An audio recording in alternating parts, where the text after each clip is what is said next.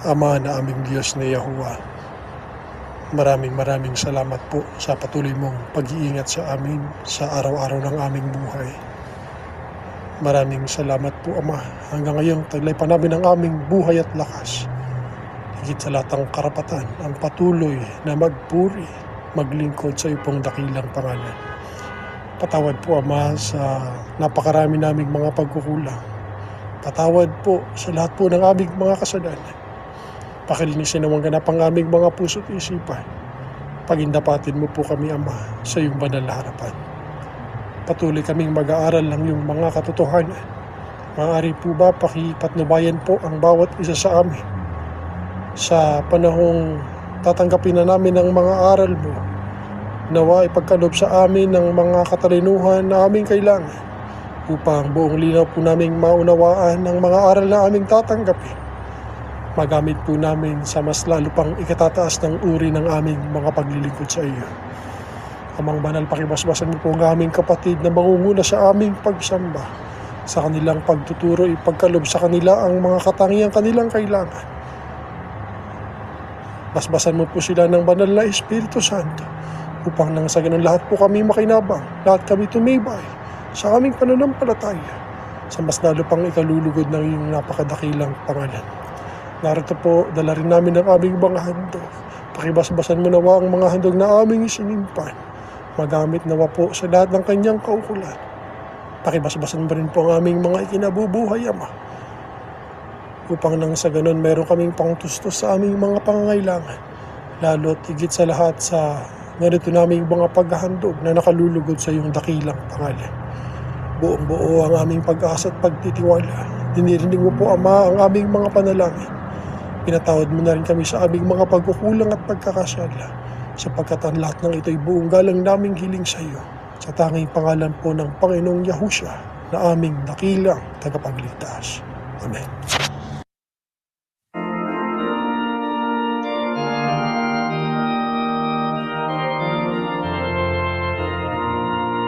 Aral ng ating kaligtasan, o nawayan yung tingin. Ihayag na may kagalakan ang panganay Yahuwah. Magsinawit ng pagpupuri sa pag-ibig ng Ama. Iinay tunganan niya ang Panginoong Yahushua. At ngayon'y natin nilalaban ang pangalan niya dakila. Pagkat sa kasihan upang siya ay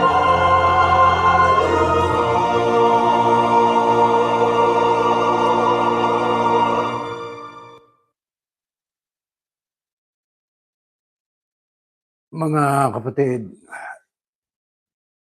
sa mundo na ating kinalalagyan ay laganap ang iba't ibang relihiyon, mga iba't ibang paraan at sistema ng paglilingkod sa Panginoon Diyos.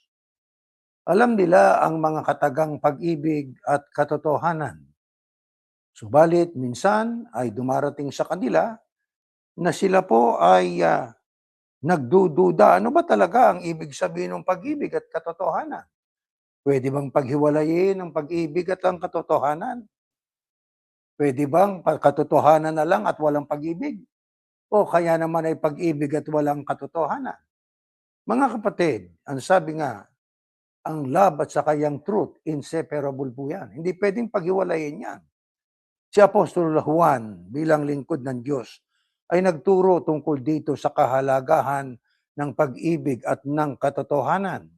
Kapag tayo may pag-ibig, tayo matututo na ating mahalin ang ating kapwa-tao, ipanalangin ang mga umuusig sa atin, at ating mahalin pati yung mga kumakaaway sa atin. Mga kapatid, hindi lang yan. Kapag alam natin ang katotohanan, malalaman natin ang mali sa tama, alam natin ang hindi tunay sa tunay. Alam natin ang mangyayari sa mga taong naglingkod ng mali at ang mga taong naglilingkod ng ayon sa kalooban ng Panginoon Diyos. Kaya sa pag-aaral po natin ay atin pong pag-aaralan ayon sa pagtuturo ng Apostol Juan sa mga unang tagasunod ng ating Panginoong Yahusya, na yan nga po ay ang Iglesia. Ano ang kanyang itinuro sa kanila bilang babala? Basahin natin ang unang talata sa ating pag-aaral. Mga minamahal, huwag kayong basta maniniwala sa mga taong nagsasabi na ang ipinapangaral nila o ipinangangaral nila'y mula sa banal na espiritu. Sa halip, alamin muna ninyo kung nagmula nga sa Diyos ang itinuturo nila, sapagkat marami ng huwad at sinungaling na propetang nagkalat sa mundo. Sa ganitong paraan ninyo malalaman kung ang espiritong sumasa kanila ay mula sa Diyos, kung kinikilala nila na si Yahushua Kristo'y naging tao. Naging tao. Sa pagbinasa natin sa Biblyang Ingles, ang sabi po rito ay, my dear friends, don't believe everything you hear. Carefully weigh and examine what people tell you. Not everyone who talks about God comes from God. There are a lot of lying preachers loose in the world. Kaya diyan ay binabanggit na maraming mga lying preachers. Ang mga lying preachers, yung mga nagtuturo ng Kristo hindi tao. Pagka itinuro nila ang Kristo'y Diyos, kasama yan sa mga huwad na mga mangangaral. At napakarami po niyan, mga kapatid. Tuloy natin ang basa. Ang Diyos mismo ang nagsugo sa kanila. Ngunit ang hindi kumikilala na si Kristo'y naging tao, ay hindi isinugo ng Diyos, kundi ng espiritu ng Antikristo. Narinig nyo na darating ng Antikristo at naririto na nga sa mundo. Ngunit mga anak ko, kayo'y sa Diyos at napagtagumpayan na ninyo ang mga huwad na sinungaling na propeta, dahil ang espiritong nasa inyo ay higit na makapangyarihan kaysa kay Satanas, na siyang naghahari ngayon sa mga makamundo. Itong mga huwad at sinungaling na propeta ay makamundo. Kaya ang mga bagay ng mundo ang kanilang itinuturo. Papansinin ninyo, makamundo, pera, mga propiedad, yang mga fame, para sila ay maging sikat, makamundo. Hindi ba yung ikaw ay magturo na kahit na hindi na iniutos na ikaw ay mangilin ng kapistahan, at may abulian niya kada kapistahan? Hindi ba yan ay isang huwad na pangangaral? Di ba, mga kapatid? Pagka ikay nagturo na kailangan pang magpatayo ng kapilya, i-repair ang kapilya. Sabi ng Diyos, hindi ako tumitira dyan. Kayo na ang templo. Sa inyo na ako titira. Ano ba ang ibig sabihin nun? Mga mangangaral na makamundo. Gusto nilang makakamal ng maraming salapi mula doon sa kanilang mga miyembro. Kaya ang sabi nila, akala ko ba sa samahang ito ay konti lang abulin, isang tambak pala. Yan nga ang mga mangangaral na Antikristo, mga kalaban ng Kristo, kaya ang kanilang isip makamundo. Itong mga huwad at sinungaling na propeta ay makamundo, sabi ng Biblia. Ang mga kumikilala sa Diyos ay nakikinig sa mga itinuturo natin, sabi ni Juan. Kaya si Juan, alam natin, isa sa mga alagad ng Kristo. Ang itinuturo niya, yung itinuro sa kanya ng Kristo. Kaya kapag ka nakinig doon sa mga ngaral ng itinuturo nila ay galing sa Diyos mismo, yun ang tunay na kumikilala sa Diyos. Ngunit ang mga hindi kumikilala sa Diyos ay hindi nakikinig sa atin, sabi ni Juan. Nakita ninyo ang pagkakaiba niyan? Ang gusto nilang pakinggan, yung maganda lang sa pakinig nila. Yung papabor sa kanilang tenga. Pero pagkang itinuro'y mukhang masakit pakinggan, pero totoo naman ay ayaw nila nun. Ang sabi pa, ngunit ang mga hindi kumikilala sa Diyos ay hindi nakikinig sa atin. Sa gayong paraan natin, makikilala kung sino ang nangangaral ng mula sa espiritu ng katotohanan o sa espiritu ng kasinungalingan. Diyan binabanggit po ni Juan yung pong salitang espiritu ng katotohanan. Truth, di po ba? Yan ang ating isa sa mga binabanggit Yang katapatan sa Panginoon Diyos na kaugat sa pag-ibig at katotohanan. Kaya kung umiibig ang tao sa Diyos, una, kanya pong ini-examine ang kanyang pinapakinggan. Bakit? Sapagkat maraming mga lying preachers. Marami po yan. Kaya maging kami, isama ninyo sa inyong pakinggan, pero suriin ninyo kami. Di ho ba? I-weigh nyo po ang aming tinuturo sa inyo.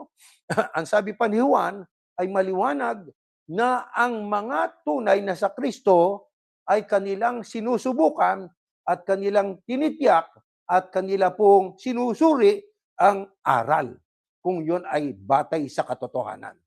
Para tayo matuto sa katotohanan, ang dapat pakinggang mangangaral ay yung natuto sa Kristo. Katulad ng mga apostol. Wala na po mga apostol ngayon eh. Sa dinami-dami ng mangangaral, makinig kayo, unawain ninyo, saka ninyo po iweigh. Tama ba ito? Makatotohanan ba ito? Ganyan po ang sistema na dapat nating gawin. Bakit dapat nating suriin at ating siyasatin ng bawat espiritu? Eto, pakinggan po natin ang sabi nitong ebanghelistang si Mateo na isinulat niya, itong pahayag ng Kristo. Ito, pakinggan natin, mga kapatid. Mag-ingat kayo sa mga huwad na propeta. Kaya maraming mga huwad, hindi lang isa, mga huwad na propeta. Lumalapit sila sa inyo na parang mga maamon tupa, pero ang totoo, tulad sila ng mga gutom na lobo. Makikilala ninyo sila sa kanilang mga gawa. Ang matitinik na halaman ay hindi namumunga ng ubas o igos. Ang mabuting punay namumunga ng mabuting bunga. At ang masamang punay namumunga ng masama. Ang mabuting puno ay hindi namumunga ng masama at ang masamang puno ay hindi namumunga ng mabuti.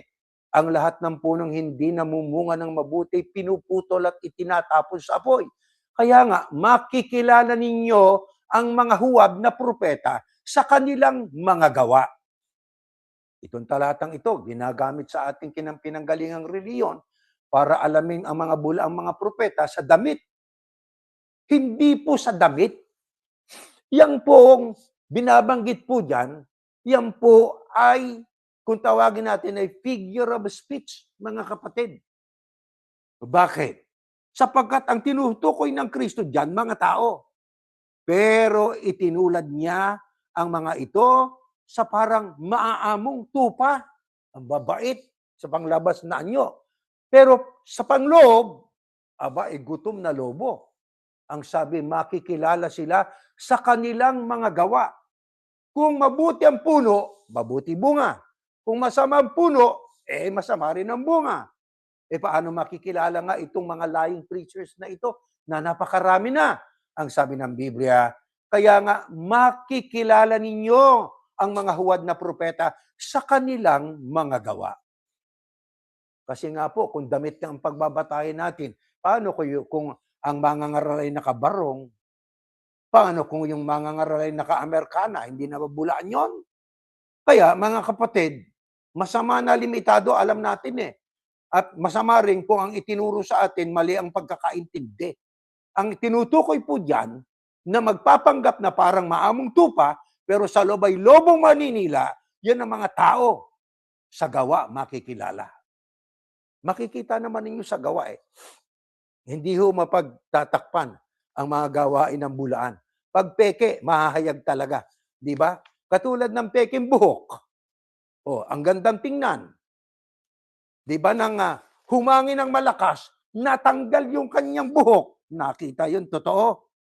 Di ba? Ganun din po yan Sa ibang talata nga ng Biblia, sa Lucas, nakamaskara sila.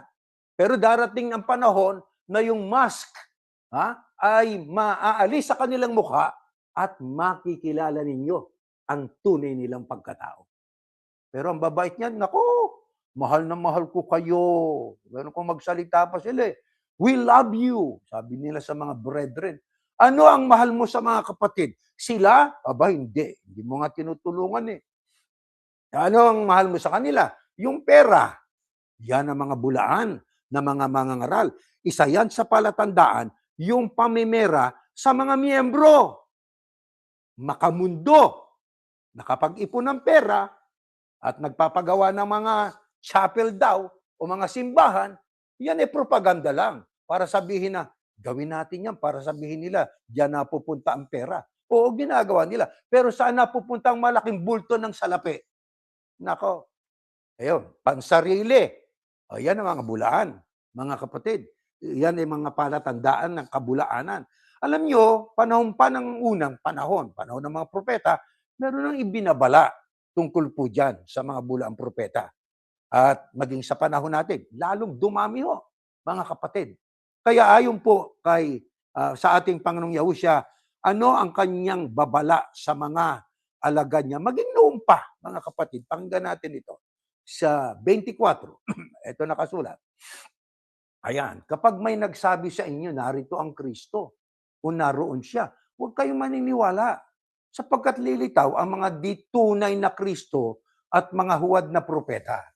Magpapakilala sila ng mga kagilag-gilalas na himala at kababalaghan upang malinlang kung maaari pati ang mga pinili ng Diyos.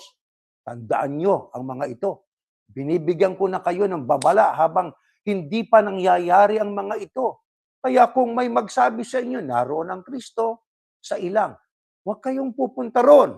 At kung may magsabing nariyan siya sa silid, huwag kayong maniniwala. Sapagkat ako na anak ng tao ay babalik na tulad ng kidlat na nagliliwanag mula sa silangan hanggang sa kanluran na makikita ng lahat. Ayon po sa Panginoong Yahusya, ano pa ang kanyang ibinabala? Para tayo na mga pinili, kabilang sa mga nanindigan sa panig ng Diyos, ay huwag mabiktima ng mga bulaang mangangaral. May mga magsasabing ang Kristo'y narito na. Sabi ng iba, naroon na. Katulad po sa Israel, merong mahabang buhok, nakaitim siya. Siya daw ang Kristo. Siya daw ang Mesias. Sa ibang lugar, sa Latin America, meron ding isang tao doon, di ko nababanggitin ang pangalan, nagpakilalang siya din ang Kristo na. Sa bandang Amerika, meron din nagpapakilalang siya ang Kristo. Sa ating bansa, naku, daming mga nag-aangking sila ang Kristo. Ang sabi po ng ating Panginoong Yahusya, huwag niyong paniniwalaan yun. Ano yun? Mga bulaan yun eh. Bakit? Sapagkat ang tunay na Kristo, na ayon sa ating binasa, babalik na tulad ng kidlat na nagliliwanag mula sa silangan hanggang sa kanluran na makikita ng lahat. Ganyan ang Kristo. Yan ay, ang tinutukoy niya, yung kanyang ikalawang pagparito. Makikita siya ng lahat ng taong bababa mula sa alapaap kasama yung kanyang mga saints, kedushim. Di makikita ng lahat yan. Yun ang tunay na Kristo. Kaya dito sa panahon natin, kung mayroong mga taong nagsasabing sila daw ang Kristo, huwag nating paniniwalaan yan. Ano yan? Mga antikristo yan. Kalaban ng Kristo, mga nagpapanggap na sila ang Kristo. Kaya mga kapatid, kailangan nating matandaan ang mga katotohanan yan.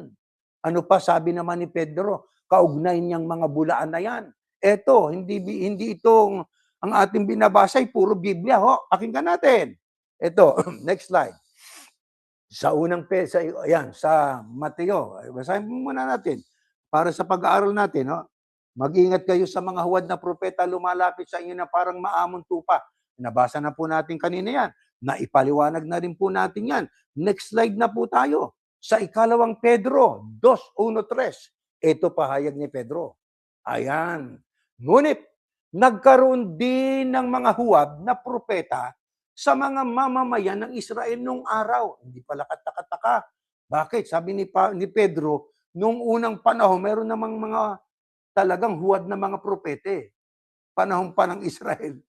At ganito rin ang mangyayari sa inyo. Panahon na ng ating Panginoong Yahusya. Messianic period of time.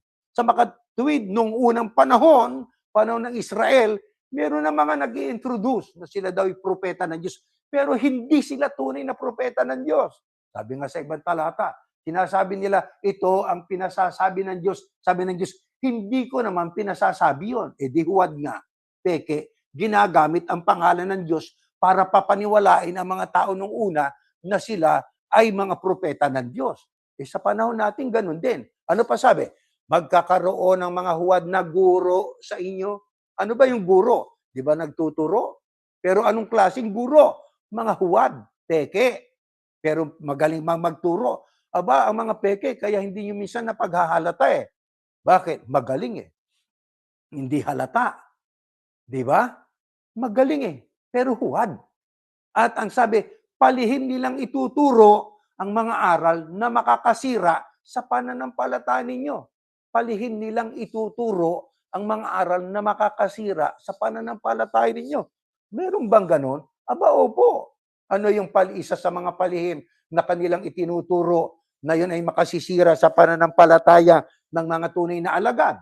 Ang sabi nila, ang Iglesia Katolika Romana ay itinatag ng Kristo. Di ho ba? Ngayon, dito sa lupa, meron daw ng mga visible leader. Sino yung visible leader? Yung Papa.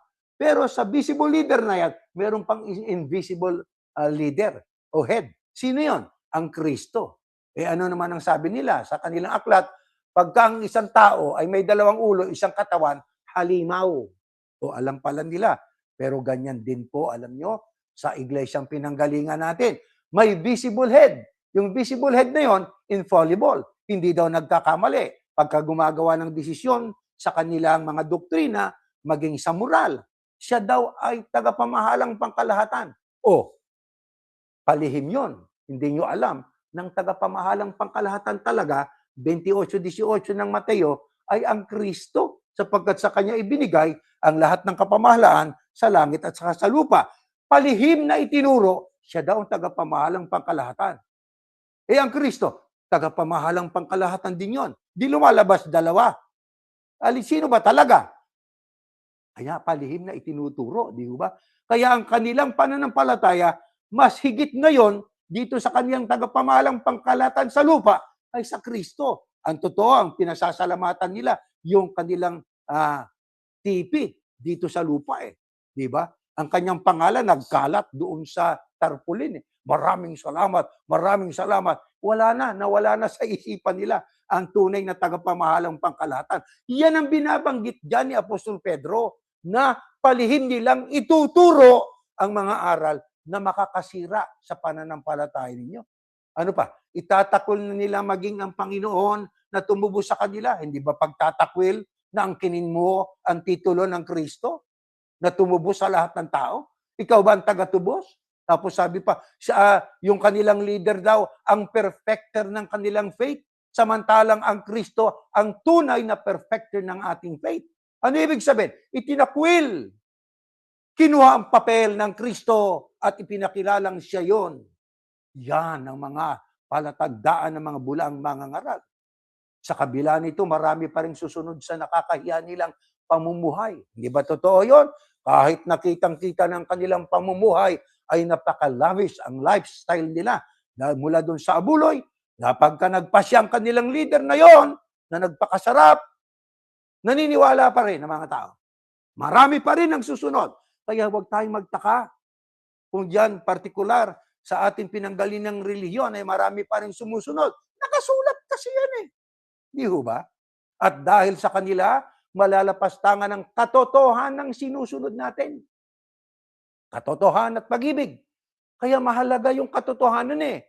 Dahil sa pagsunod doon sa mga bulaang propeta, may nilapastangan sila yung katotohanan. Dahil sa kasakiman nila. Sino yun? Mga bulaang propeta. Lilinangin nila kayo sa pamamagitan ng matatamis na salita para kwartahan kayo. Di ba totoo yun? Ang gagaling magsalita. Hoy, ikumusta mo ko ha? Hoy, pag-uwi niyo sa mga distrito, sa mga lugar ninyo ha? Ay, ikumusta niyo ko sa mga kapatid. Sabihin niyo, mahal na mahal ko sila. Pinihiling ko na pagpalain kayo. Ang tatamis ng salita. Di ba?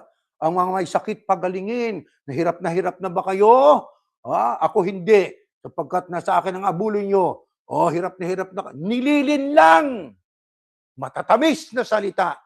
Pero para kwartahan lang kayo. Kita ninyo? Katatapos na ng pasalamat, Disyembre, umpisa na ng lagak. Isipin nyo, money conscious. Kaya pagka ang mangangaral ay money conscious, hindi po sa Kristo yan. Hindi sa Diyos yan. Peking mangangaral yan.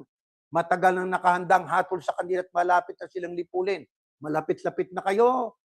kayo mga leader na nangungwarta sa mga miyembro, ang mahihirap na miyembro nyo ay kaawa-awa, pero kayo nagpapakasarap. Ang sabi ng Biblia, matagal nang nakahandang hatol sa kanila at malapit na silang lilipulin. Yan. Sige, pag hindi kayo nagbago, yan ang babala ng Panginoon Diyos na isinulat ng Apostol Pedro. Mayroong darating na paglipol sa ganyang uring mangangaral nangungwarta sa mga miyembro. Kaya inuulit namin, dito sa iglesia, sa eklesia ni Yahushua, tuwing pagsamba may abuli. Tapos, wala na. Anong tanging handugan na yan? Anong tanging special handugan? Saan mababasa yung special? Na pag special ang halaga. Money conscious. Pagkatapos na pagsamba, hahabulin ka pa sa kotse mo eh. Nakasakay ka na. Uy, meron tayong tanging handugan. Meron tayong special handugan. Meron tayong lingap. Nako. Ano yan? Pangungwarta. Huwad yan, peke. Tatandaan nyo mga kapatid. Dahil dyan, ano ang sabi pa nitong si Judas Tadeo, kaugnay din itong mga napakaraming mga bulaan. Pag bulaan kasi, kalaban ng katotohanan eh. Tapos sasabihin ba natin na sila rin ay maliligtas sapagat ang Diyos ay puspos ng pag-ibig? Aba, hindi ganun ang Diyos. Ang Diyos po ay just and fair. Di ba? Ito, sabi naman ni Judas Tadeo sa Judas 1:17-18. Next slide. Ganito pong ating mababasa. Ngunit lagi ninyong tandaan, mga minamahal, ang sinabi ng mga apostol ni Yahushua Kristo na ating Panginoon, sinabi nila, sa mga huling araw, darating ang mga taong mapanlait na ang tanging sinusunod ay ang masasama nilang hangarin. Ayan. Kaya si Pedro, si Evangelistang Mateo na isinulat niya mga salita ng ating Panginoong Yahushua, maging si Judas Tadeo ay nagbabala, sa mga huling araw, yan ang ating panahon, darating ang mga taong mapanlait na ang tanging sinusunod ay ang masasama nilang hangarin. Lalaitin ka, tayo daw ay nagdilim. Magbalik loob daw kayo mga natiwalag. Bakit? Hindi kayo maliligtas. Isipin nyo, judgmental. Pag wala kayo rito, hindi kayo maliligtas. Sino may sabi sa iyo? Diyos ka ba? Diyos ka ba para magsalita ka na pag wala kami dyan sa inyo, hindi kami maliligtas? Judgmental eh. Kaya pagkang isang relihiyon ay judgmental, isa pa rin sa sukatan yan na hindi sila sa Diyos. Sapagkat sa iyong paghatol sa iyong kapwa, doon ka rin hahatulan ng Panginoon Diyos. Sila, pag wala ka rito, hindi ka maliligtas. Ang lakas ng loob, lakas pa ng boses eh. Peke yun, mga huwad yan. Bakit? Hindi kayo natubos. Sinong hindi natubos? Ang sabi ni Juan sa unang 1:22 ay maliwanag na ang Kristo'y namatay hindi lamang para sa ating mga kasalanan. Kausap niya yung mga alagad ng Kristo. Kundi maging sa kasalanan ng buong sanglibutan. Huwag nating limitihan ang pagliligtas na gagawin ng Diyos. Huwag kayong mang-aangkin na kayo lang maliligtas. Sapagkat ang kaligtasan ay para sa lahat. Saan ka man nandoon. Ang usapan diyan ay tinanggap mo yung tamang aral, ikaw ay nagsiyasat, sumampalataya ka, nabautismuhan ka, at ikaw ay sumunod sa Kristo, itinanggi mo ang sarili mo, ang tinig na sinusunod natin ay ang tinig ng Kristo, ikaw ang tunay na tinubos. Yan ang totoong nasa Biblia. Kaya nga, doon sa 20:28, Iglesia ng Panginoon, Iglesia ng Diyos, Iglesia ng Kristo ang nakasulat doon. Ibig lang sabihin ng Iglesia, Kastila yun eh. Ang original, Ecclesia. Na ibig sabihin, gathering ng believers. Ang ginawa nila, binago. Anong ginamit? Modern English. Ano yun? Church. Ano naging kahulugan ng church? Naging organized religion. Naging institusyon. Hindi yun ang layunin ng Kristo sa kanyang pagtatayo ng kanyang Ecclesia. Sapagkat ang sabi niya, sa ibabaw ng batong ito, itatayo ko ang aking Ecclesia. Ano yun? Community of believers yun. Mga tao. Ang kanyang itinatay mga templo, mga mananampalataya. Kayo mga templo ng Diyos, sa inyo tumatahan ang Diyos. Kaya mga kapatid, Sa marami na nating sa ilang mga talatang nabasa na po natin, mga sulat ng mga apostol at mga ibanghilista, maliwanag po na ibinabala sa atin ang pagdami ng mga taong mapanlait sa katotohanan, mga tao na itatakwil maging ang aral ng Kristo. Ano ang layunin, mga kapatid, ng mga ito? Ito, pakinggan po natin. Next slide. Dito po sa ikalawang Pedro. Kung tumingin sila sa babae, yan ang mga purpose nito mga bulaan. Puno ito ng pagnanasa. Akala nyo, ang bait-bait, pero kung tumingin sa babae, punong-puno ng pagnanasa. Kaya sa mga relihiyon, na ganyan ang mga leader, apeke po yan. Wala silang tigil sa paggawa ng kasalanan.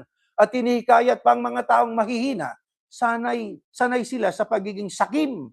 Mga isinumpa sila. Isipin nyo kung gaanong salita ang binitiwan ni Pedro. Inspired by God po yan. Yang isinulat na yan. Para ipaalam sa atin ang mga magaganap sa mga huling araw na ito. Sanay sila sa paggawa ng masama. Sakim sila, ang sabi. Kaya kapag ang mga ngaral ay sakim sa pangangailangan at nabubuhay at yumaman, hindi po sa Diyos yan. Layasan niyo ang ganyan.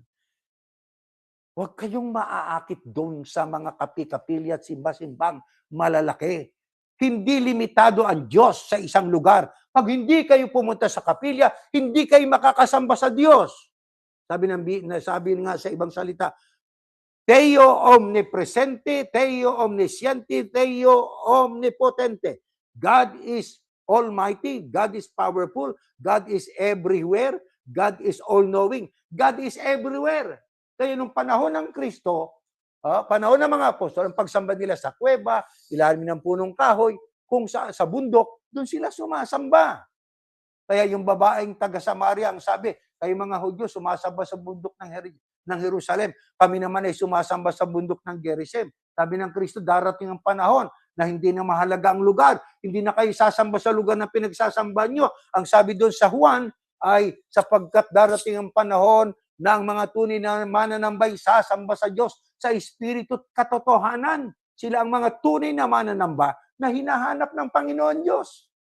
Kaya hindi na mahalaga ang lugar. Ang mahalaga yung tamang pagsamba sa espiritu at katotohanan. Naroon yung katotohanan. Nakita niyo? Kaya mahalaga na nakabatay sa katotohanan. Sapagkat kapag ang pagsamba natin, nakabatay sa aral at utos ng tao, ang sabi sa Mateo, ang pagsamba niya ay walang kabuluhan na ayon sa aral at utos lang ng tao. Madami yung ganon. Kaya kapag ang mga pagsamba ay dinadagdagan ng mga seremonya, mga dramatic na mga sistema, hindi na po sa Diyos yan eh. Di ba? Katulad ng processional na yan, saan mo mababasang ganon ang ginawa ng mga apostol? May processional drama yan eh. Huwag kayong tipanonoorin ng mga habang lumalakad papunta sa oro, di ba? Sa mga ano yan eh, pa-effect. Huwag ka magdagdag. Huwag mong gawing dramatic yung pagsamba sapagkat ang Diyos ay hindi madrama. Ang ibig ng Diyos, tunay na pagsamba, nakabatay sa kalooban niya. E paano pa natin makikilala? Ayon sa pagtuturo ni Mateo, yung mga bulaang mangangaral na ito. Next slide. Ito pong ating mababasa mga kapatid. Ayan. Makikilala ninyo sila sa kanilang mga gawa. Ang matitinik na halaman ay hindi namumunga ng ubas o igos. Sa kanilang mga gawa, pinagdidiinan ni Mateo, salita ng Panginoong Yahusya, itinala ni Mateo ang Ebanghelista sa mga gawa. Kaya yung gawain nila, doon makikilala. Sipin nyo, ituro, mahalin, igalang ang mga magulang. Turo nyo yan, ha? Ikaw, iginalang mo ba magulang mo? Mahalin ang mga kapatid. Ikaw, minahal mo ba yung mga kapatid mo? Sa laman? Kapatid mo pa sa pananampalataya? Anong sabi ng Biblia? Makikilala ninyo sila sa kanilang mga gawa. Iba yung sinasalita kaysa kanilang ginagawa. Ang matitinik na halaman, hindi pwedeng mamunga ng ubas o igos. Tandaan natin yan, mga kapatid. Kahit ano pang pagpapanggap ang gagawin nila, mahahalata at mahahalata pa rin sila. Mga kapatid, Anong malimit na makikita natin sa mga tagapagturo ng kanilang layunin na iligaw ang marami? Eto, pakinggan natin. Dito po sa English natin basahin ito. But there were also lying prophets among the people then, just as there will be lying religious teachers among you. They'll smuggle in destructive divisions, pitting you against each other, biting the hand of the one who gave them a chance to have their lives back. They put themselves on a fast downhill slide to destruction, but not before they recruit a crowd of mixed up followers who can tell right from wrong. Ba?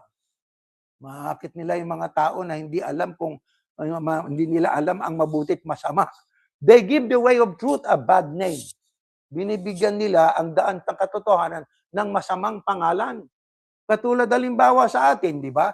Tayo po'y Ecclesia ni Yahusya. Hindi na, yung pangalang Yahusya, daan tungo sa katotohanan, tanging pangalan sa kaligtasan, kinukutya.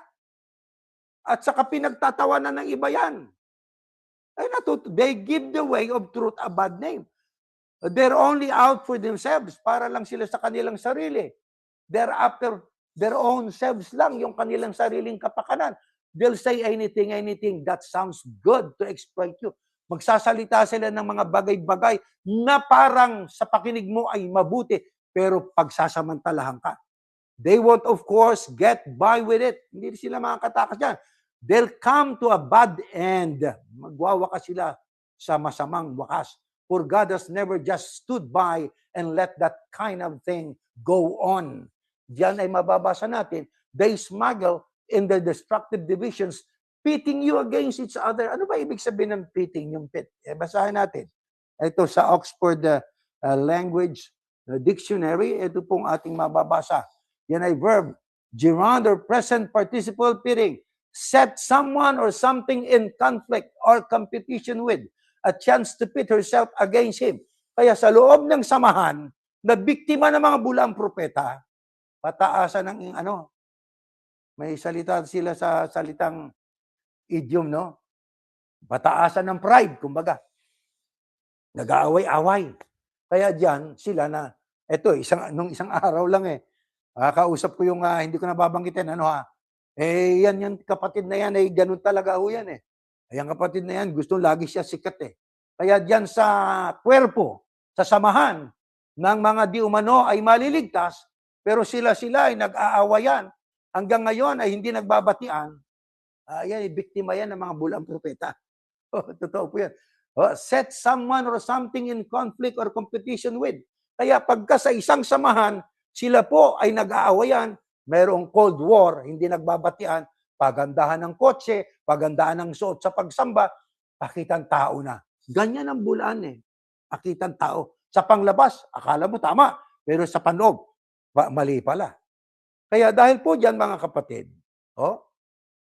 sa pangalawang bahagi ng sulat nitong si Juan, ano ang kanyang itinuturo? Next slide, pakinggan po natin. Ito nakasulat. Mga minamahal, mag-ibigan tayo. Dahil ang pag-ibig ay mula sa Diyos. Kanina, katotohanan, ngayon pag-ibig na. Ang umiibig sa kanyang kapwa ay anak ng Diyos at kumikilala sa Diyos. Ang sino mang hindi umiibig sa kanyang kapwa ay hindi kumikilala sa Diyos dahil ang Diyos ay pag-ibig. Ipinakita ng Diyos ang kanyang pag-ibig sa atin nang isinugo niya ang kanyang kaisa-isang anak dito sa mundo upang sa pamamagitan niya magkaroon tayo ng buhay na walang hanggan. Ito ang tunay na pag-ibig. Hindi tayo ang umibig sa Diyos, kundi siya ang umibig sa atin. At isinugo niya ang kanyang anak upang akuin ang ating mga kasalanan para sa kapatawaran natin. Mga minamahal, kung ganoon na lamang ang pag-ibig ng Diyos sa atin, nararapat lamang na mag-ibigan tayo. Wala pang tao na nakakita sa Diyos. Ngunit kung nagmamahalan tayo, ang Diyos ay sumasa atin at lubos na natupad ang kanyang pag-ibig sa atin. Nalalaman natin tayo na sa Diyos at ang Diyos ay sumasa atin dahil ibinigay niya sa atin ang kanyang Espiritu. Nakita't pinatotohanan namin na isinugo ng Ama ang kanyang anak bilang tagapagligtas ng mundo. Ang sino mang kumikilala na si Yahusya ay anak ng Diyos, ang Diyos ay nasa kanya at siya naman ay nasa Diyos. Sa pangalawang bahagi ng pagtuturo ni Apostol Juan, ano ang kanyang binabanggit? Ang sabi, mga minamahal, ibig sabihin ang kanyang kapwa, kasama sa Eklesia. Mag-ibigan tayo. Bakit? Dahil ang pag-ibig ay mula sa Panginoon Diyos. Ano, paano pinatunayan ng Diyos ang kanyang pag-ibig sa atin? Hindi tayong umibig sa Kanya, kundi siyang umibig sa atin. Paano nga nahayag? Ang kanyang bugtong na anak ay isinugo para sa ating kapakanan at inako niya ang ating mga kasalanan upang tayo magkaroon ng kapatawaran. Paano makikilala ang tunay na sa Kristo? May pag-ibig sa kapwa. May pag-ibig sa kapwa. Kung may pag-ibig sa kapwa, bakit puna kayo ng puna sa maling aral? Yon ang pag-ibig sa kapwa. Masamang hindi punahin ang mali. Masamang hindi po ituwid ang liko. Kaya ating binabanggit. Ano yon? Kahayagan ng pag-ibig. Bakit? Sapagkat ang Diyos ay pag-ibig. Ang ibigin natin, hindi lamang yung umiibig sa atin. Wala tayong pinag-iba sa tax collector kung yun ang ating gagawin. Ang gagawa natin ng mabuti, hindi lamang yung gumagawa ng mabuti sa atin, pati yung hindi, gawin din natin. Sapagkat kung gagawin natin na ang ating gagawa ng mabuti, yung gumagawa lang ng mabuti sa atin, para din tayong tax collector. Di po ba? Paano natin masasabing nasa atin ang Diyos kung may pag-ibig tayo sa ating kapwa? Huwag na nating sabihin na tayo umiibig sa Diyos. Sapat na ang gawa para ating mapatunayan ang Diyos ay nasa atin. Paano pa? Itinuro ni Juan ang tungkol sa pag-ibig sapagkat kanina'y katotohanan, ngayon ay pag-ibig na. Next slide, ito nakasulat. Tuloy lang natin ang pagbabasa. Kaya, nakilala na natin at pinaniniwala ng pag-ibig ng Diyos sa atin. Ang Diyos ay pag-ibig at ang nabubuhay ng may pag-ibig ay nananatili sa Diyos at nananatili rin sa kanyang Diyos. Sa ganitong paraan ay naging ganap ang pag-ibig sa atin. Kaya, panatag tayo sa pagdating ng araw ng paghukom dahil ang pamumuhay natin dito sa mundo'y tulad ng sa Kristo. Nakita ninyo kung may pag-ibig, panatag ka. Hindi ka na nagugulumihanan, hindi ka nangangamba. Pagdating ng Kristo, una yung rapture, makakasama ka ron. Bakit? May pag-ibig ka eh. Kung hindi ka namumuhi, pag-ibig na dalisay. Totoong pag-ibig. Genuine love. Di po ba? Hindi tayo. Kaya yung ating mga dating kasama sa relihiyong pinanggalingan natin, pag nagpapanagpo sa ibang lugar, binabati natin. Minsan iniisnab tayo. Di bale. Basta batiin natin sila. Kasi ang tayo ay dapat na naglilingkod out of faith, not out of fear. Sila po, kaya sila sumusunod. Dahil may circular, huwag tayong batiin. Takot sila. Hindi ganon. Ang pagsamba sa Diyos at pagsunod sa aral niya dahil sa pag-ibig, nag-uugat sa pag-ibig. Kung walang pag-ibig, para ka lang batingaw na umalingaw-ngaw. Walang silbi ang lahat kung walang pag-ibig. Kaya nasa katotohanan ka na, may pag-ibig pa, ba't ka mangangamba pagdating ng rapture? At ang iba, kung sakali hindi makasama, diyan sa araw ng rapture, may pag-asa pa. Pagdating ng Kristo at ikaw ay namuhay ng matuwid, ituturing kang tupa. Makakasama ka doon sa millennial kingdom. Di po ba? Maliwanag po yan. Ano pa? Walang anumang takot sa pag-ibig. Totoo po yun eh. Di ba? Pag sabi nga, amor vincit omnia. Love conquers all. Pag may pag-ibig ka, gaano man kahirap, gaano man po ka nakakatakot yung kakaharapin mo, pero dahil sa pag-ibig mo, malakas ang loob natin. Pinapawi ng ganap na pag-ibig ang anumang takot. Nakita ninyo? Kung natatakot man ang isang tao, ito'y dahil sa takot na maparusahan. Yan ang nangyayari dun. Pag binati mo yung mga tiwalag, ay titiwalag ka rin. Takot eh. Alisin ka sa talaan. Ako, maniwala ka sa talaan. Walang talaan dito na may kaugnayan para matala ang pangalan natin sa langit. Ba't kayo matatakot sa mga bagay na hindi naman existido, mga kapatid? Takot na takot kayo. Huwag niyong katakutan yun. Yan nga ang mga palihim na itinuturo nila para linlagin, dayain ang miyembro, papaniwalain sa bagay na wala. Tayo, nalaman na natin yung totoo eh. Oh, praising God and having favor with all the people, and the Lord added to the church. Siyang nagdaragdag. Sa Isaiah, aklat ng awi, and God registers His people. Ang Diyos ang nagre-rehistro kasi siyang nagdadagdag ng mga tao sa kanyang bugtong na anak. Ano yung talaan na yan sa mga lokal-lokal ng pinanggalingan nating reliyon? Kontrol at pananakot. Ang sabi ng Biblia, kung natatakot man ang isang tao, ito'y dahil sa takot ng maparusahan. At ipinapakita lang nito na hindi pa lubos na natupad sa kanyang pag-ibig. Wala sa kanyang pag-ibig ng Diyos. Umiibig tayo sa Diyos dahil siya ang unang umibig sa atin. Kung nagsasabing mahal niya ang Diyos, ngunit napupot naman sa kanyang kapatid, sinungaling. Dahil kung ang kapatid niya mismong nakikita niya, hindi niya mahal. Paano pa kaya niya magagawang mahalin ang Diyos na hindi naman niya nakikita? Yan ang patanong ni Juan. Kung yung kapatid mong nakikita mo, hindi mo maiibig, yan Diyos pa kayang hindi mo nakikita. Kaya ito ang utos na ibinibigay sa atin ng Kristo, ang taong nagmamahal sa Diyos ay dapat ding magmahal sa kanyang kapatid. Kaya ang pagmamahal, mahalaga. Katotohanan na, may pagmamahal pa. Hindi yung nasa katotohanan ka, wala ka namang pagmamahal, sayang lang ang pagmamahal natin. Dahil dyan, ano payo ni Pablo? Next slide. 2:8. Ito nakasulat. Ito, ang payo ni, yan. Ang payo po ng mga apostol, no?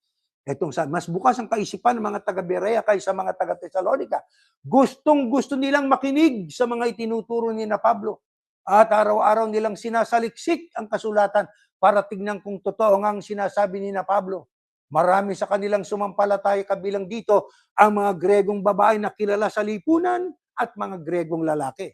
Pag binasa nyo sa easy, ang nakasulat po roon ay ganito, mga kapatid. Many of the Jewish people in Berea believe the good news about Yahushua.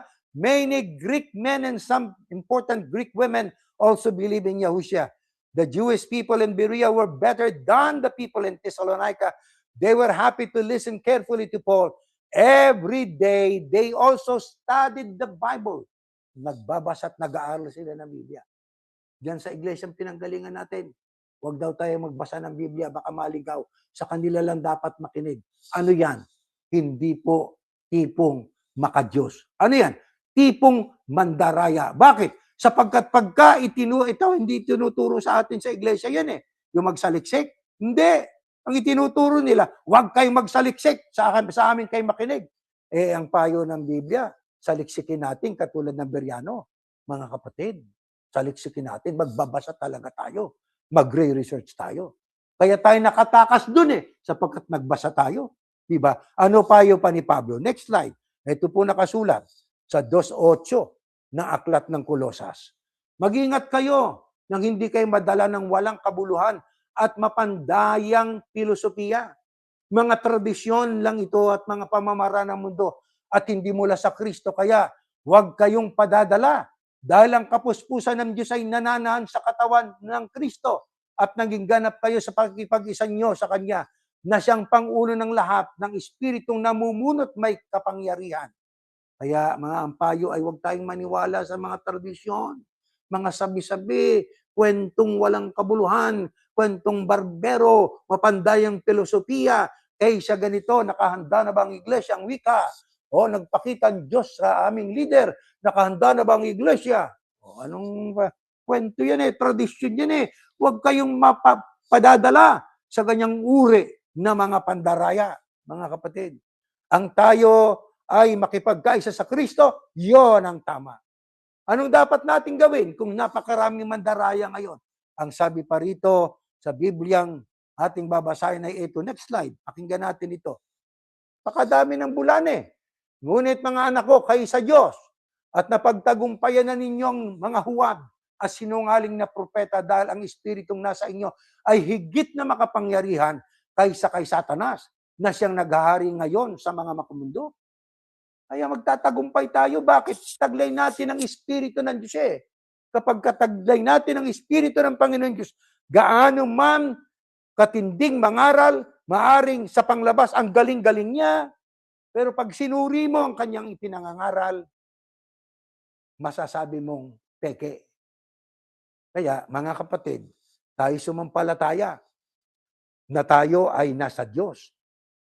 At pagka ang Diyos ay nasa atin, hindi man natin siya nakikita, dama natin sa ating puso ang patnubay niya. Hindi tayo madadaig ng mga bulaang mangangaral. Mga kapatid, ano ang itinuro pa ni Juan?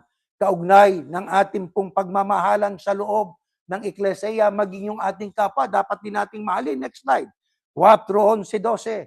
Ganito nakasulat, mga minamahal, kung ganoon na lamang ang pag-ibig ng Diyos sa atin, nararapat lamang na mag-ibigan tayo. Wala pang tao na nakakita sa Diyos, ngunit kung nagmamahalan tayo, ang Diyos ay sumasa atin at lubos na natupad ang kanyang pag-ibig sa atin. Napansin niyo ba yung salitang lubos na natupad ang kanyang pag-ibig sa atin? Kailan yon? Kung tayo nagmamahalan. Bakit? Yun ang utos ng Diyos mga kapatid. Kaya sa atin dapat naghahari ang pagmamahalan. Tapusin na natin yung nag-uusap tayo na hindi kaharap yung kapatid. Kailangan po ay maghari ang pag-ibig. Nakikita't katabi hindi ang kapatid ang ating sinasabi bukal sa puso, kahayagan ng pag-ibig. Paano yung hindi nating kakapatid? Mamahalin din po natin sila, mga kapatid. Kaya yung katotohanan at pag-ibig ay magkaagapay po yan. Pero paano po natin dapat na malaman ang mga katotohanan yan? Sa paraan ng pagsusuri. Makikinig tayo sa mga mangangaral. Pero sa ating pakikinig po, may pagsusuring gaganapin tayo. Hindi pwedeng basta na lang tayo maniwala ng ganon, mga kapatid. Ano pang pinatutunayan kung may pag-ibig tayo? Ito pa, next slide. Bago natin basahin itong mga huling mga talata, sa ganitong paraan, mapapatunayan natin na tayo nga ay nasa katotohanan at magiging panatag ang ating kalooban sa kanyang harapan. Kaya pag may pag-ibig tayo, napatutunayan natin tayo nasa katotohanan. Kaya kung sila nagkiklaim nasa katotohanan, pero hatred ang naghahari sa kanila towards sa atin, mga kapatid, hindi ho sila sa Diyos. Totoo po yun. Hindi sila magiging sa Diyos. Maliwanag kasi ang sa Diyos May pag-ibig ang sa Diyos. Pag-ibig ang napakahalaga, mga kapatid. Paano pinatunayan ng Diyos sa nakaraang panahon ng mga propeta, ang kanyang walang humpay na pag-ibig sa mga tao ng kanilang tiwala ay ipinagkaloob nila at ipinagkatiwala nila sa Diyos ang kanilang darating na mga daranasin pa. Ito po, basahin natin. Sa mga huling talatang ito, ating pakinggan. Ito ang sinabi niya, huwag kayong magpaloko kay Hezekiah. Hindi niya kayo maililigtas mula sa mga kamay ko. Huwag kayong maniwala sa kanya na magtiwala kay Yahuwah. Kapag sinabi niya, tiyak na ililigtas tayo ni Yahuwah, hindi ipapaubaya ang lungsod na ito sa kamay ng hari ng Assyria. Huwag kayong makinig kay Hezekiah. Ito ang ipinapasabi ng hari ng Assyria. Huwag na kayong lumaban sa akin. Sumuko na lang kayo.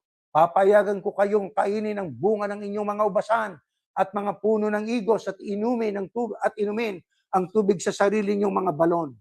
Ito'y tagpo noong panahon ni Hezekiah. Nagpadala ng mga tauhan itong hari ng Assyria at binasa kay Hezekiah. Nang sabi, hindi kayo may liligtas, sabi doon sa mga Israelita, ng inyong haring si Hezekiah. Ang gagawin na lang ninyo ay sumuko sa Assyria. Makinig sa Assyria, sumuko kayo. Bakit? Walang magagawa sa inyo si Hezekiah. Hindi kayo maililigtas na Hezekiah. Alam niyo si Hezekiah, isa sa naging hari ng bayang Israel. Pero anong ginawa nitong si Hezekiah? Bilang pagtugon doon sa sulat na daladala ng inutusan itong hari ng Assyria para sumuko ang Israelita. Ito ginawa ng haring si Hezekiah. Next slide. Ito. Ayan. Nang marinig niya Haring Hezekiah ang kabalita, pinunit niya ang kanyang damit, nagdamit siya ng sako para ipakita ang kalungkutan niya at pumunta siya sa templo ni Yahuwah para manalangin. Pinapunta niya kay Propeta Isaias na anak ni Amos, sina Eliakim na tagapamahala ng palasyo, Shebna na kalihim at ang mga punong pari na nakadamit ng sako. Pagdating nila kay Isaiah, sinabi nila sa kanya, ito ang sinabi ni Haring Hezekiah. Ito ang panahon ng paghihirap, pagtutuwid at kahihiyan. Katulad tayo ng isang babae na malapit ng mga anak na wala ng lakas para iluwalang sanggol. Ipinadala ng hari ng Assyria ang komander ng kanilang mga sundalo para kutyain ang Diyos na buhay. Baka sakaling narinig ni Yahuwah na iyon Diyos ang lahat na sinabi ng komander at parusahan ito at sa sinabi niya, kaya ipanalangin mo ang mga natira sa atin. Anong ginawa ni Hezekiah na hari ng Israel noon nang madinig niya ang balita na kinukutya at inuupatan nitong mga inutusan ng hari ng Assyria ang mga Israelita para sila ay sumuko sa hari ng Assyria at iwanan itong haring si Hezekiah? Nanalangin si Hezekiah. At inutusan niya ang kanyang mga kasama na puntahan si Propeta Isaias at sabihin sa kanila ang tungkol sa balita. Ano ang sabi? Ito ang sinabi ni Haring Hezekiah nung kausap na ng kanyang inutusang si Eliakim at Shebna, itong si Propeta Isaias. Na ano ang sabi? Katulad tayo ng isang babae na malapit ng mga anak na wala ng lakas para iluwalang sanggol.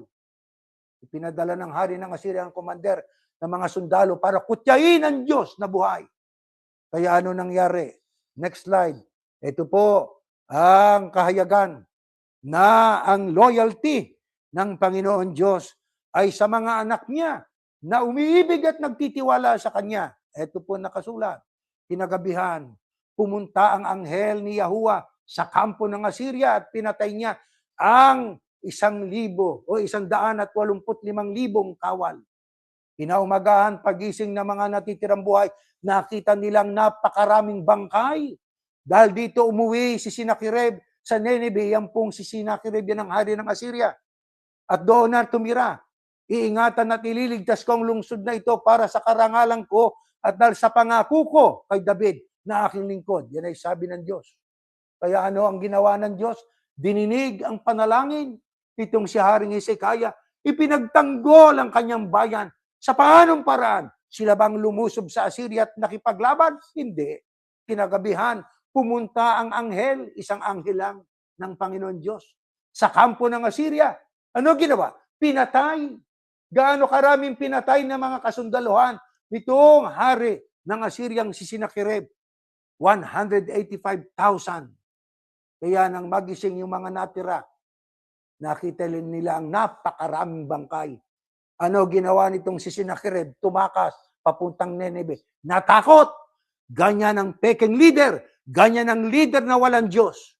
Pero ang leader na galing sa Diyos, kahit nakaharap niya na siguro ay ang kamatayan, ay haharapin niya yan ng buong tapang at buong tiwala. Sabi nga ni Pablo sa aklat ng Roma, sa mga tunay na mananampalataya at ang kanyang pag-ibig ay sa Diyos. Ang sabi niya, sino kaya ang makakapagpahiwalay sa atin sa pag-ibig ng Diyos na nasa Kristo Yahushua? Ang kamatayan, ang kagutom, ang tabak, ang pamunuan, anumang mga bagay na darating, ang sagot ni Pablo, hindi kami maihiwalay ni numan o ng ano paman. Bakit? Sapagkat ang kanilang pag-ibig ay nasa kamay ng Diyos na si Yahuwah. Ang kanilang tiwala, ang kanilang pagmamahal ay nasa Panginoon Diyos. Kaya tayo man, mga kapatid, gaano pa man kahirap ang ating kakaharapin, kalungkot, gaano man katindi ang ating mga daranasin pa, tayo sinasanay na ng Diyos magitan ng mga aral na ito. Tiwala, pag-ibig, katotohanan. Tiwala, pag-ibig at katotohanan, yan ang ating yakapin, yan ang ating pahalagahan. Huwag tayong madaya, mga kapatid, sapagkat kabilang na tayo sa mga pinili mula sa mga tinawag. Tayo po ang dapat manindigan hanggang sa huling yugto po ng ating buhay. Basbasan tayo ng Ama, tayo tumayo po at tayo mananalangin. Ama namin Diyos, salamat po sa iyo ng napakarami. nadarama namin ang mga leksyon na amin pong pinag-aaralan ay nagdudulot sa amin ng karagdagang kaalaman at ito ay nagpapalakas ng aming loob. Alam namin kasi sa pamamagitan ng mga aral mo noon pa na ang aming kakaharapin ay hindi biro. Sa mga huling araw, dadami ang mga bulaang mga ngaral. Hanggat maaari, pati ang mga pinili, gusto nilang maakit at madaya. Kaya kami, Panginoon, sa isang tinig, dumudulog kami sa iyo at kami po ay nakikisuyo. Dagdagan mo kami ng pagmamahal sa iyo. Dagdagan mo kami ng pag-ibig sa iyong katotohanan. Aming hinihiling sa iyo na sana ang aming pong pag-ibig maging wagas, maging sa aming mga kapatid, maging sa mga taong umuusig at kumakaaway sa amin. Ang pag-ibig ay napakadakila. Ito po ang siyang katangian, higit kay sa pag-asa at sa pananampalataya. Sapagkat, Panginoon, darating ang panahon, ang aming pananampalataya at pag-asa, pag nakamta na namin, ang matitira na lamang ay ang pag-ibig. Kaya dito, sinasanay mo na kami. Ang aming dalangin po sa iyo, dagdagan mo kami, Panginoon, ng pananampalataya. Gawin mo kaming malakas. Dagdagan pa ng lakas ang iyong mga anak. Kung maaari, dugtungan pa ang aming buhay. Ibig ka pa naming purihin. Ibig ka pa namin namang maluwalhati. At ibig pa sana naming maging kasangkapan mo. Kaming lahat nakabilang sa Eklesiya ng iyong anak. Maging tinig kami ng iyong katotohanan at amin po itong maipamahagi sa aming kapwa. Ngayon aming idinudulog ang mga kapatid namin na biktima ng mabibigat na mga karamdaman. Ama, maawa ka po sa amin. Gusto po naming maglingkod sa iyo. Ang iba sa kanila ay pinapagpahinga mo na. Ama, maaaring malungkot ang iyong mga anak dahil hindi na namin madidinig ang kanilang tinig. Hindi na namin makikita sila. Pero ang mga nang matay naming mga kapatid, baon nila ang pagkakilala. Kilala nila ikaw bilang si Yahuwah, Ama, at maging ang iyong bugtong na anak na si Yahushua. Darating ang panahon, makikita rin namin sila muli. Pagdating ng araw ng pag-aagaw, magiging maligaya kaming muli. Magkikita-kita kami kasama ng aming ama at ina at ang iba naming mga kapatid na una nang nagpahinga at ngayon na sa libingan na. Maawa ka sa aming natitira. Gawin mo kaming masunurin sa iyo. Gawin mo kaming mananampalataya.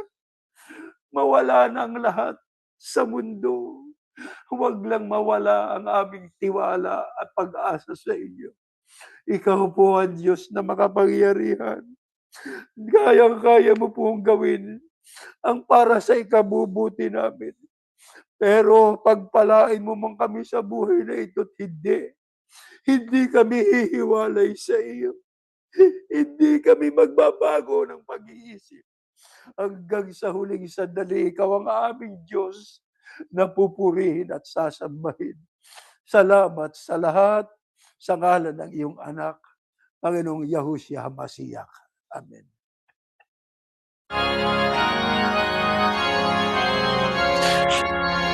Purihin si Yahuwah sa Espiritu Banal. Ihayag ang kanyang kabutihan sa pangalan ni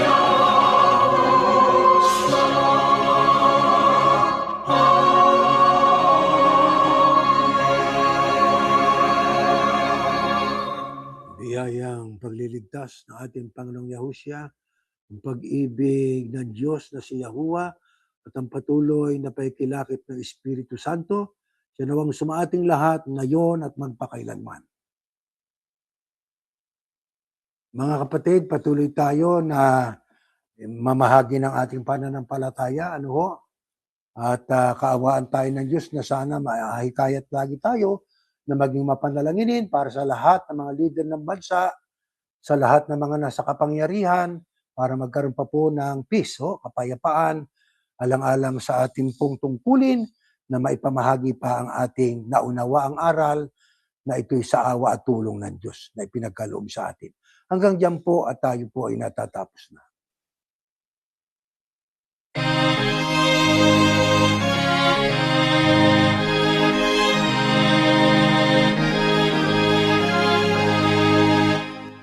Sa puso natin ang aral ng Diyos sa humong at maging matatag.